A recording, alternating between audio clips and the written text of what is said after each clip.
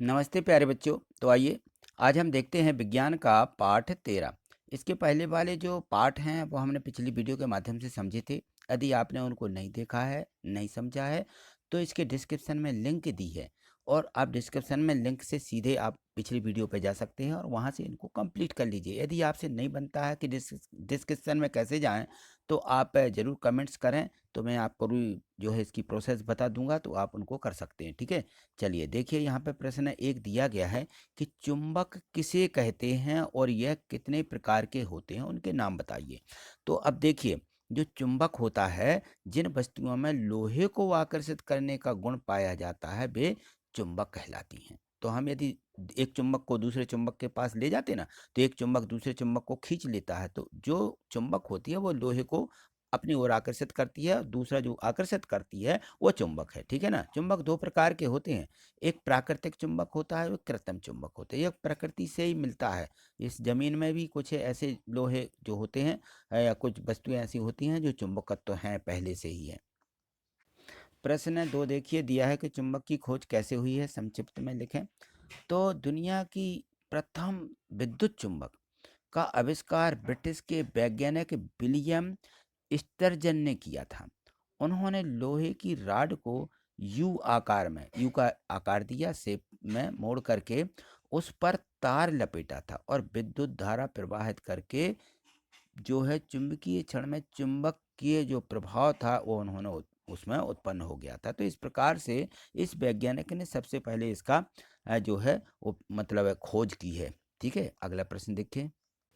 प्रश्न 3 दिया कि प्रत्येक चुंबक में कितने ध्रुव होते हैं, उनके नाम लिखिए। तो जो चुंबक होते हैं उनमें दो ध्रुव पाए जाते हैं प्रत्येक चुंबक में। एक उत्तरी ध्रुव कहलाता है और एक दक्षिणी ध्रुव कहलाता है। इसको हम नॉर्थ पोल बोलते हैं और इसको साउथ पोल बोलते हैं। NS उन पर लिखा रहता है, जो अपने कृत्रिम चुंबक रहते हैं। ठीक है।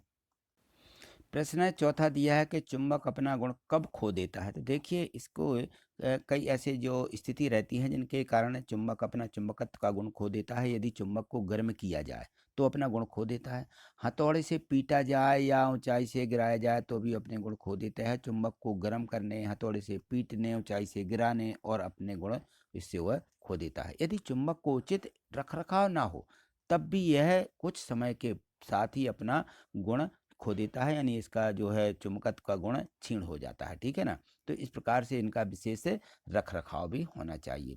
अब प्रश्न 5 देखिए, इसमें दिया गया है कि चुंबक पदार्थ जो है अचुंबकीय पदार्थ के कुछ उदाहरण को स्पष्ट कीजिए। तो चुंबकीय क्षेत्र में आकर्षित होने वाले पदार्थ जो हैं वो चुंबकीय पदार्थ, एवं चुंबकीय पदार्थों में आकर्षित न होने वाले पदार्थ वो अचुंबकीय पदार्थ कहलाते हैं। जैसे आयरन चुंबकीय पदार्थ का एक उदाहरण है, प्लास्टिक अचुंबकीय पदार्थ का उदाहरण है। आयरन जो होता है, जो लोहा होता है, उसमें चुंबक की तरफ आकर्षित जैसे ही होती है तो ये उस तरफ आकर्षित हो जाता है। और यदि प्लास्टिक है तो प्लास्टिक को हम उसके पास चुंबक ले जाएं तो ये आकर्षित नहीं होता है, इसलिए ये अचुंबकीय पदार्थ हैं। ठीक है। तो हमें दो उदाहरण यहाँ पे इस प्रकार से स्पष्ट कर देना है। ठीक। यहाँ देखिए, प्रश्न 6 दिया गया है कि लोहे के आयताकार टुकड़े को चुंबक बनाने की विधि को सचित्र सहित समझाइए। तो यहाँ देखिए, जो चुंबक हम बनाते हैं इस प्रकार से बनाया जाता है। ये हमारा चुंबक होता है, ये चुंबक है और ये छड़ है, ये लोहे की छड़ है। ठीक है ना। तो इस पर किस प्रकार से हमें चुंबक के इस छड़ को बनाना होती है, इसके द्वारा। ठीक है ना। तो यहाँ पे उनके जो है एक ध्रुव रख दिया जाता है, यहाँ पे NS लिखा रहता है, ये देखो ये लिखा है इस पे।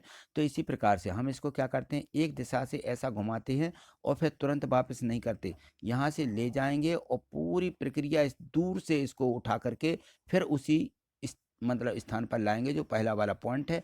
फिर ये प्रक्रिया कई बार दोहराने पर यहाँ से फिर यहाँ लाएंगे चुंबक, फिर उठा के रहेंगे, फिर दूर रख के सीधा यहाँ लाएंगे, फिर उठाएंगे। ऐसी यह प्रक्रिया करने पर ये जो छड़ होती है यह चुंबक बन जाती है। आप भी इसका प्रैक्टिस करें तो निश्चित ही आपको पता चल जाएगा कि यह किस प्रकार से जो है चुंबक छड़ बन जाती है। ठीक है। तो यहाँ इस प्रकार से हमें इसको लिख भी देना है कि चुंबक बनाने के लिए सबसे पहले एक लोहे का टुकड़ा लीजिए। अब एक छड़ चुंबक लीजिए। ठीक है ना।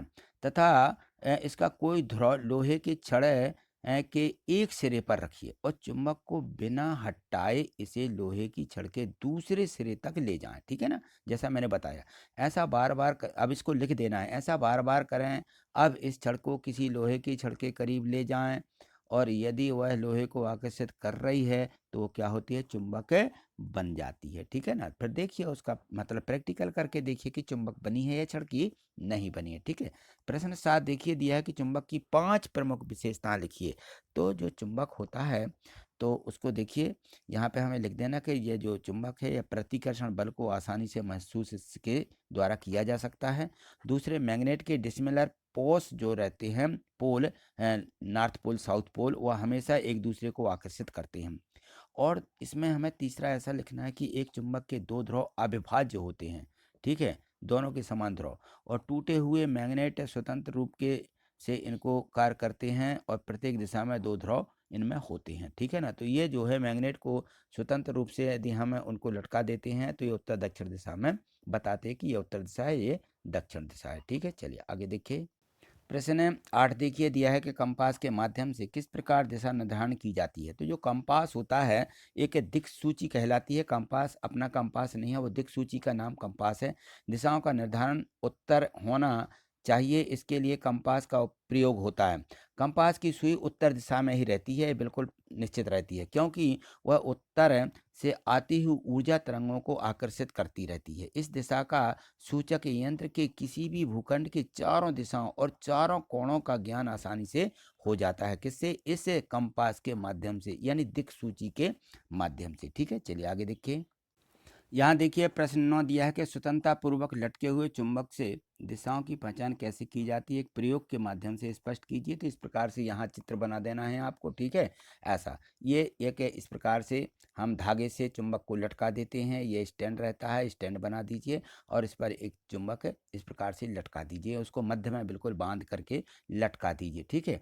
और यहाँ पर कुछ लिख भी दीजिए कि ये किस प्रकार से जो है उत्तर दिशा और दक्षिण दिशा में ठहरती है। तो देखिए यहाँ पर ऐसा लिख देना कि किसी भी चुंबक में सिर्फ दो ध्रुव होते हैं, उत्तरी और दक्षिणी ध्रुव। यदि चुंबक के मध्य से हमें दिशाओं का ज्ञान प्राप्त करना है तो किसी चुंबक को स्वतंत्रता पूर्वक लटकाने पर उसका दक्षिणी ध्रुव दक्षिण दिशा की ओर होगा और उसका उत्तरी ध्रुव उत्तर दिशा की ओर ठहरता है। ऐसा करके हम दिशाओं का निर्धारण और दिशाओं की पहचान कर सकते हैं, ठीक है।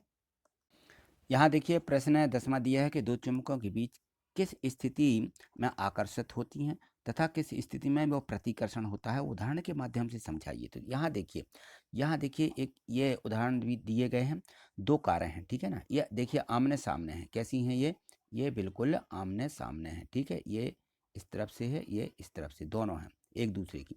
तो ये इस तरफ जा रही है, इस तरफ जा रही है, यानी ये क्या होंगी, एक दूसरे को प्रतिकर्षित करेंगी, यानी हटाएंगी एक दूसरे को। ये मान लीजिए चुंबक है, इस यहाँ पे चुंबक लगे, ये देखिए ये चुंबक लगा हुआ है और यहाँ पे ये चुंबक लगा हुआ है ना। तो ये क्या होंगी, अब देखिए इन दोनों में ये अलग अलग आपको यहाँ पे दिख रहे होंगे। तो ये क्या होंगी, ये एक दूसरे को आकर्षित करेंगी। और यहाँ पे देखिए चुंबक ये दर्शाए गए हैं, ठीक है ना। तो ये क्या होंगे, अब देखो ये रेड है, ये रेड, दोनों समान है, तो ये क्या हो जाएंगे, समान ध्रुव प्रतिकर्षित होते हैं, यानी ये अलग अलग भागेंगी, ये इस तरफ भागेगी, ये इस तरफ, ठीक है ना। तो इस प्रकार से इनका आकर्षण प्रतिकर्षण होता है। तो आपको चुंबक है, ये चुंबक बस बना देना है, नीचे ये कार का आपको चित्र नहीं बनाना, ठीक है ना। तो आप इस प्रकार से इनको बना सकते हैं। और यहाँ देखिए हमें इसमें लिख भी देना है इस प्रकार से कि दो चुंबकों के असमान ध्रुव क्या होते हैं। जब दो चुंबकों के असमान ध्रुव होते हैं तो वो आकर्षित होते हैं, जबकि समान ध्रुव में परस्पर क्या होता है, प्रतिकर्षण होता है, यानी एक दूसरे को ये दूर हटाते हैं, प्रतिकर्षित होते हैं। यदि किसी हम एक चुंबक के उत्तरी ध्रुव को दूसरे चुंबक के दक्षिणी ध्रुव के पास ले जाएं तो वो आकर्षण होते हैं एक दूसरी तरफ। और यदि हम चुंबक के उत्तरी ध्रुव को दूसरे चुंबक के भी उत्तरी ध्रुव के पास ले जाएं तो वो क्या होते हैं, प्रतिकर्षित होते हैं, ठीक है ना। यानी एक दूसरे से क्या होते हैं, वो अलग हो जाते हैं, यानी हटते हैं एक दूसरे से, बाहर की ओर हटने लगते हैं, ठीक है। तो आज इतना ही, मिलते हैं अगली वीडियो के माध्यम से। आगे देखने के लिए चैनल को सब्सक्राइब करके रखें और वीडियो को लाइक करते जाइए, तो आपको जो है आपके यूट्यूब चैनल पर जैसे ही वीडियो अपलोड होती है तो आपको दिखने लगेगी, ठीक है। थैंक यू, धन्यवाद।